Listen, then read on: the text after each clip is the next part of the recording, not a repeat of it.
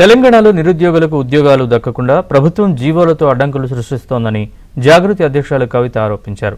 2 లక్షల ఉద్యోగాలు ఇస్తామని హామీ ఇచ్చిన ప్రభుత్వం ఇప్పటివరకు జాబ్ క్యాలెండర్ ఎందుకు విడుదల చేయలేదని విమర్శించారు. డిగ్రీ లెక్చరర్లు, గ్రూప్స్ ఎస్, డిఎస్సి, గురుకుల విద్యాలయాల ఉద్యోగాలకు సంబంధించిన జీవోల కారణంగా అన్యాయం జరుగుతోందని మండిపడ్డారు. డబ్బులు ఇవ్వమని విద్యార్థులు మొత్తుకుంటుంటే 7,000 కోట్లు మూసి ప్రక్షాళనలకు ఇస్తారు, కానీ అదే 7,000 కోట్లు ఫీ రియంబర్స్మెంట్ బకాయి ఉంటే దాని మీద మాట్లాడరు. నిరుద్యోగ యువకులు నిరంతరం మాకు పోటీ పరీక్షలు వేయండి అంటే ఆ జీవోల గురించి మాట్లాడరు. ఇవాళ స్పెసిఫిక్గా ఈ రాష్ట్ర ప్రభుత్వం మేము నిలదీస్తూ ఉన్నాం. మీరు ఏదైతే 2 లక్షల ఉద్యోగాలు ఇస్తామన్నారో ఎందుకు ఇంతవరకు కనీసం జాబ్ క్యాలెండర్ ప్రకటిస్తలేరు? పైగా ఓకే, ఏదైనా డీలే అవుతుందంటే కనీసం ప్రభుత్వం ఒక ఎక్సర్సైజ్ చేయాలి సిన్సియారిటీతో. ఫర్ ఎగ్జాంపుల్, ఈ రాష్ట్రంలో ఏ నోటిఫికేషన్ వేద్దామన్నా ఏదో ఒక జీవో అడ్డం ఉంది.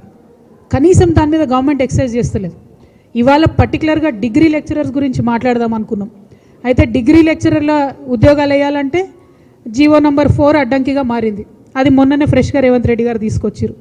డిఎస్సి వేద్దాం, టీచర్ పోస్టులు ఖాళీ ఉన్నాయి 20,000 పైగా అనుకుంటే 108 జీవో అడ్డం ఉంది. చంద్రబాబు నాయుడు గారు ఇచ్చిన జీవో ఇప్పటి వరకు కూడా 108 జీవో అడ్డం ఉంది. పెట్టేసి నిరుద్యోగుల్ని బయటకు నూకేసింది మీ ప్రభుత్వం.